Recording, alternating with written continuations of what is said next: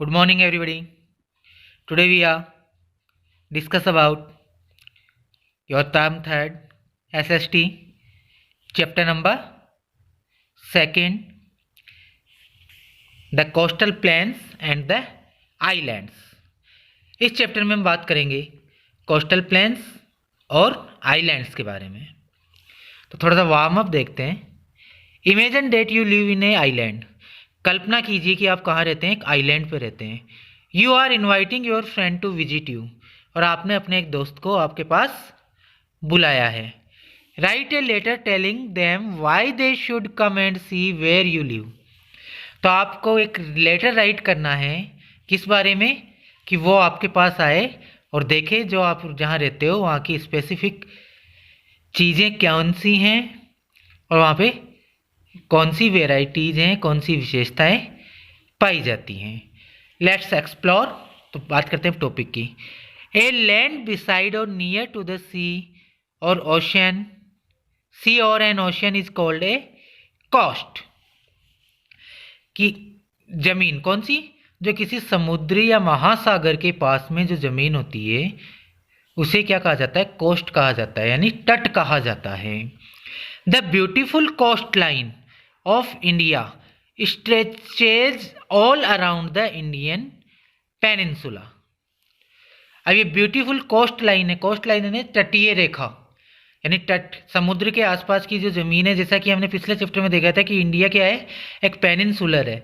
Peninsula किसे कहा जाता है, जो तीन तरफ से पानी से घिरा हुआ होता है, उसे कहा जाता है ना प्रायद्वीप। पेनिनसुला मीन्स प्रायद्वीप। तो ये तो क्या है कि ये इंडियन पेनिनसुला के चारों तरफ फैली हुई है।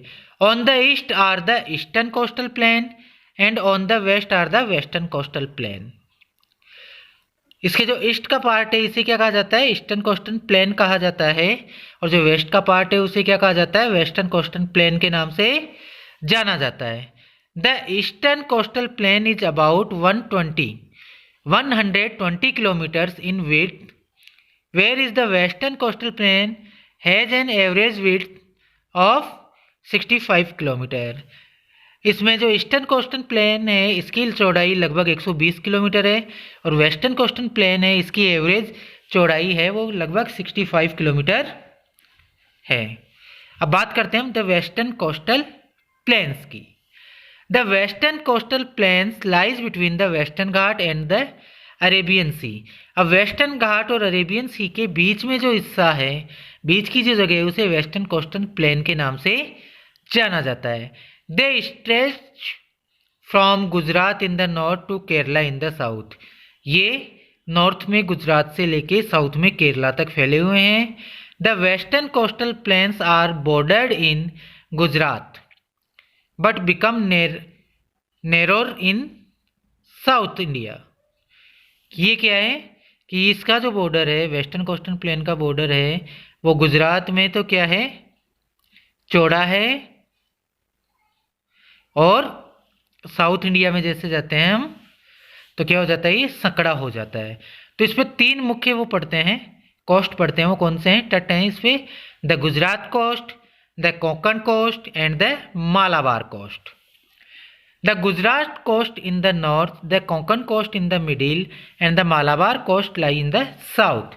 अब क्या है कि गुजरात कोस्ट कहाँ है, नॉर्थ में है, कोंकण कोस्ट कहाँ है, मिडिल में है, और मालाबार कोस्ट कहाँ है, साउथ में स्थित है। Its coast line is narrow and rocky. इसकी कोस्ट लाइन कैसी है, संकड़ी है और रॉकी है, यानी पथरीली है। This region has many ports which are important to trade since it is here that the ship loads and unload their goods. India's largest commercial port in Mumbai.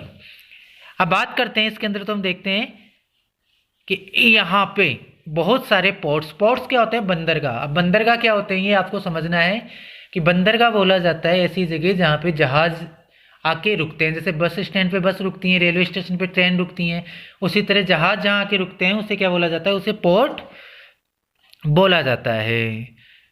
अब ये जो पोर्ट है ये व्यापार की दृष्टि से बहुत ही इम्पोर्टेंट है। क्यों है, क्योंकि यहाँ पे शिप्स में माल को लोड किया जाता है, अनलोड किया जाता है।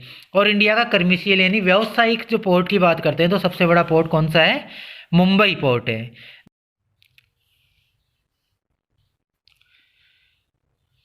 The Malabar coast is well known for its lagoon, कि मालाबार कोस्ट से वो किसके लिए जाना जाता है? लगून्स के लिए जाना जाता है, यानी खाड़ियों के लिए जाना जाता है। Lagoons are swallow salt water lakes separated by an area of rock or sand from the sea। अब लगून्स किसे कहा जाता है? छिछले पानी की, छिछले खारे पानी की झीलें होती हैं ये, जो कि चट्टानों के बीच में या मिट्टी के द्वारा समुद्र से अलग होके बनती हैं। They are a major tourist attraction, और ये लोगों के घूमने के लिए एक बहुत ही बड़ा अट्रैक्शन भी हैं। The most important port on the Malabar coast is Kochi, कि अब मालाबार कोस्ट का जो मोस्ट इम्पॉर्टेंट पोर्ट है वो कौन सा है? वो है कोची। आगे चलते हैं। Two major rivers Narmada and Tapti flow across the northern part of the plains and empty into the Arabian sea. अब दो बड़ी नदियां कौन सी? नर्मदा और ताप्ती। ये तापी नहीं है, ताप्ती होगा यहाँ पे। क्या होती है? ये पूरे नॉर्दर्न पार्ट से जाती हुई के प्लेन से जाती हुई अरेबियन सी में जाके मिल जाती हैं। The western coastal plane have a hot and very humid climate all year round. पूरे साल यहाँ पे वेस्टर्न कोस्टल प्लेन का वातावरण कैसा होता है? गर्म और नम। Rainfall is very heavy during the summer monsoon. जब गर्मियों में मानसून आता है उस समय यहाँ पे रेनफॉल होता है, वो कैसा होता है? बहुत ही हैवी होता है। The major crops grown here are, यहाँ पे उगने वाली मेन फसलें कौन सी है? राइस, कैश्यूनट यानी काजू, कोकोनट नारियल, ग्राउंडनट मूंगफली, शुगर केन गन्ना एंड टोबैको तंबाकू। The most common occupation is fishing. यहाँ का जो मुख्य व्यवसाय है वो क्या है? फिशिंग करना यानी मछली पकड़ना। Some of the best beaches in the country are located here, और कुछ अच्छे अच्छे बीचेज, समुद्र के किनारे पे जो जगह होती है उसे एक बीच बोला जाता है, यहाँ पे स्थित है। Important town and city along the coast are, अब इसके कोस्ट के साथ साथ इम्पोर्टेंट सिटी कौन सी हैं? कांडला, अहमदाबाद, पणजी, मरगांव, मुंबई, मैंगलोर, कोची, कोझिकोड एंड तिरुवनंतपुरम। अब बात करते हैं ईस्टर्न कोस्टल प्लेन की। ईस्टर्न कोस्टल प्लेन की हम बात करते हैं। The eastern coastal plain refer to the wide stretch of land between the Eastern Ghat and the Bay of Bengal. कहाँ से कहाँ तक फैले हुए हैं eastern coastal plains? Eastern Ghat से लेके बे ऑफ बंगाल तक। They begin from West Bengal and pass through Odisha, Andhra Pradesh and Tamil Nadu. ये कहाँ से शुरू होते हैं? वेस्ट बंगाल से चालू होते हैं और आंध्र प्रदेश, ओडिशा और तमिलनाडु तक जाते हैं। These plain also end at Kanyakumari like the western coastal plain. ये प्लेन भी वेस्टर्न कोस्टल प्लेन की तरह ही कन्याकुमारी पे आके खत्म होते हैं। The northern Cyprus at the northern part of these plains and the southern part is called Coromandel coast. Northern part को क्या कहा जाता है? नॉर्दर्न साइप्रस कहा जाता है, और साउथर्न पार्ट को बोला जाता है Coromandel coast. Mahanadi Godavari, Krishna and Kaveri are important river that from delta along the eastern coastal plain. अब यहाँ पे कौन है? महानदी, गोदावरी, कावेरी, क्या है? ये इंपॉर्टेंट रिवर है जो कि डेल्टा बनाती है। This region is very fertile, ये बहुत ही उपजाऊ रीजन है, ये क्षेत्र बहुत ही उपजाऊ है। It is very good for growing rice, और ये चावल के उत्पादन के लिए बहुत ही अच्छा क्षेत्र है। Hence it is also known as the rice bowl of India. इस वजह से यहाँ पे सबसे ज़्यादा चावल होता है, इसलिए इसे राइस बॉल ऑफ इंडिया भी कहा जाता है। Other crops grown here are, यहाँ पे उगने वाली और फसलें sugar cane, coconut, cotton and jute. The two largest ports are Chennai on the Coromandel coast and Visakhapatnam in northern Cyprus. यहाँ के तो जो मेन लार्जेस्ट पोर्ट है वो है चेन्नई, जो कि है कोरोमंडल कोस्ट पे, और नॉर्दर्न साइप्रस पे है विशाखापट्टनम। अब देखिए मैप में अगर आप देखोगे तो ये है वेस्टर्न कोस्टल प्लेन का एरिया और ये है ईस्टर्न कोस्टल प्लेन का एरिया। इन्हें कोस्टल, ये जो वाला एरिया है इस एरिया को क्या कहा जाता है? कोस्टल प्लेन्स कहा जाता है। The climate conditions are not very pleasant as it is hot and humid all round the year. कि यहाँ की क्लाइमेट कंडीशन है कि वो सुहावनी नहीं होती। क्यों? क्योंकि यहाँ पे पूरे साल बहुत ही ज़्यादा गर्मी और उमस होती है। The southern part of this region is the only region to experience rainfall during winter. इसका जो साउदर्न पार्ट है ये वाला, यहाँ ही सर्दियों के समय पे बरसात होती है। अब बात करते हैं इम्पोर्टेंस ऑफ कोस्टल प्लेन। तो कोस्टल प्लेन की इम्पोर्टेंस क्या है? Just like other landform the coastal planes have their on significance. और सभी लैंडफॉर्म्स की तरह इसकी भी कुछ अपनी विशेषताएं होती हैं। This region has many port which are important for inland and foreign trade. इस रीजन में क्या है? बहुत सारे पोर्ट्स है, बंदरगाहें हैं जो कि विदेशी व्यापार और इसके अंदर अंतर्राज्यीय व्यापार के लिए इम्पोर्टेंट है। The sea side towns and lagoons attract many tourist and are popular with holidays goers. क्या है ये? कि यहाँ पे जो लगून्स हैं और सी साइड टाउन्स हैं ये टूरिस्ट को बहुत ही आकर्षित करते हैं। लोग यहाँ गर्मियों में छुट्टियाँ मनाने आते हैं। फिशी कल्चर और fishing is an important industry here. मछली पालन या मछली पकड़ना यहाँ का प्रमुख व्यवसाय है। This region is the rice bowl of India and rice from here is sent to different part of India as well as the world. ये क्षेत्र rice bowl of the India के नाम से जाना जाता है और यहाँ से चावल भारत के अलग अलग सभी प्रांतों में और कहाँ भेजा जाता है? पूरे वर्ल्ड में सप्लाई किया जाता है। अब बात करते हैं island. You know that a piece of land surrounded by water on all side is known as an island. अब आइलैंड किसे कहा जाता है? ऐसी जगह जो कि चारों तरफ से पानी से घिरी हुई है उसे हम क्या बोलते हैं? आइलैंड कहते हैं। The Andaman and Nicobar island in the Bay of Bengal and the Lakshadweep island in the Arabian Sea are the two main group of island in India. हमारे भारत में बे ऑफ बंगाल में अंडमान एंड निकोबार, देखिए यहाँ पे मैप, तो Andaman Nicobar island in the Bay of Bengal and the Lakshadweep inside in the Arabian Sea are the two main group of island in India. तो map में हम बात करते हैं इनकी, तो बे ऑफ बंगाल कहाँ है? ये रही। और अंडमान निकोबार आइलैंड कहाँ है? ये देखिए, ये वाले छोटे छोटे आइलैंड है, इन्हें अंडमान एंड निकोबार आइलैंड्स के नाम से जाना जाता है। बात करते हैं अंडमान एंड निकोबार आइलैंड के बारे में। The Andaman and Nicobar island are the group of over 500 island which stretch of about 800 kilometre.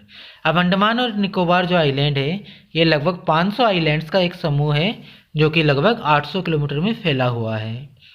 The Andaman islands is the northern group and the Nicobar island in the southern group.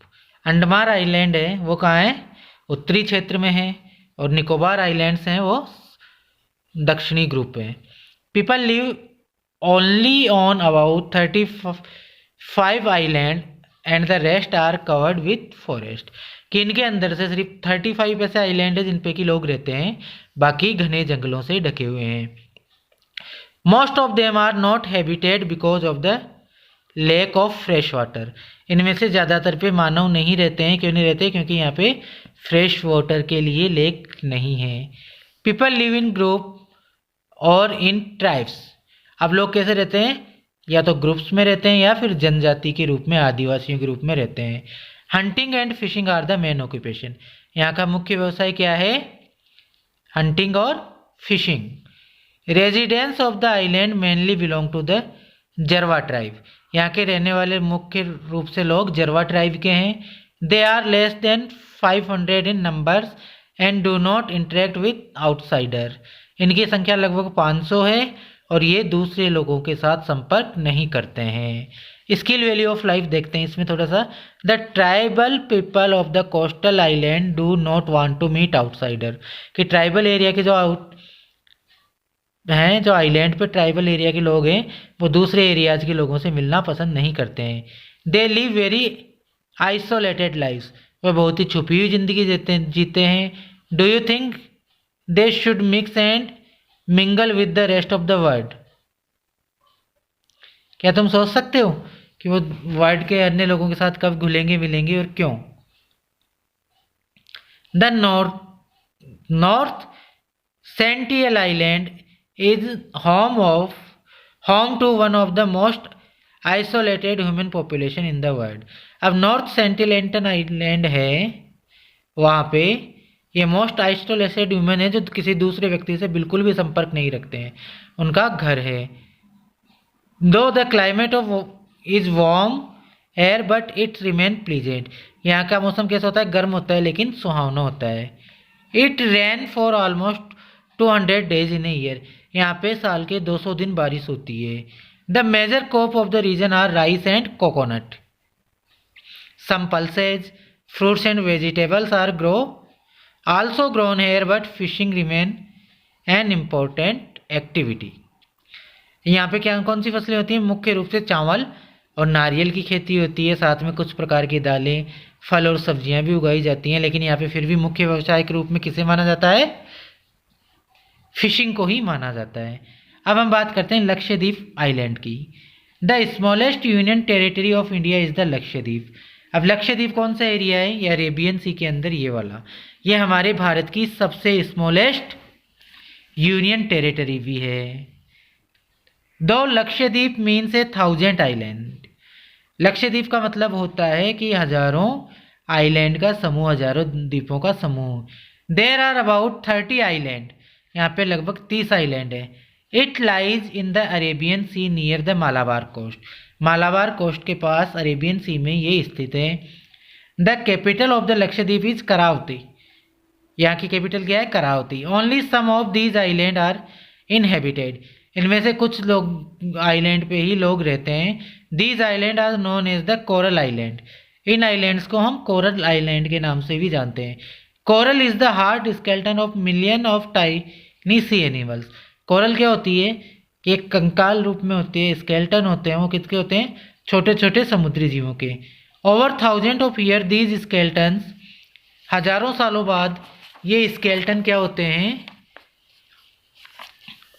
Pile up until they rise above the sea level, इकट्ठे होते जाते हैं और ये धीरे धीरे सी level से ऊपर उठने लगते हैं। The action of wind and sea breaks down the coral into sand, अब इन कोरल्स को क्या करती है? समुद्र की लहरें और हवा मिलके मिट्टी बना देते हैं। Eventually plants start growing and people are able to live on their islands, और उससे क्या होता है? उस मिट्टी में प्लांट्स उगने लग जाते हैं और उस आइलैंड पे लोग फिर रहने लग जाते हैं। Fisheries, tourism and agriculture are the main industries here, यहाँ पे सबसे ज़्यादा काम में होते हैं वो क्या होते हैं? मछली पालन, पर्यटक आते हैं, तो टूरिज्म और एग्रीकल्चर यहाँ का मेन इंडस्ट्री है। Coconut is the only main crop that grow here, यहाँ पे सबसे ज़्यादा क्या उगता है? कोकोनट ही उगता है। People make many different product out of coconut shells, अब इसकी जो छाल होती है नारियल की, इससे अलग अलग प्रकार के प्रोडक्ट बनाए जाते हैं। Husk, leaves etcetera fruit such as jack fruit and some vegetables are grown here, अब उगने वालों में कौन सा है? हस्क है, हस्क बताया था ना मैंने, भूसा होता है जो, पत्तियां हैं, और जैक फ्रूट जैसे फ्रूट भी यहाँ पे और वेजिटेबल यहाँ पे उगती हैं। Importance of the island, Andaman Nicobar and Lakshadweep island are famous tourist destination, इनकी इंपॉर्टेंस क्या है कि ये फेमस टूरिस्ट डेस्टिनेशन है। These are home of many tribal people, और यहाँ पे बहुत सारी जनजातियाँ निवास करती है, आदिवासी लोग निवास करते हैं। तो ये हमारा चैप्टर कंप्लीट हो गया। नेक्स्ट क्लास में करेंगे हम इस चैप्टर की क्वेश्चन आंसर। तो मिलते हैं अपनी नेक्स्ट क्लास में, बाय।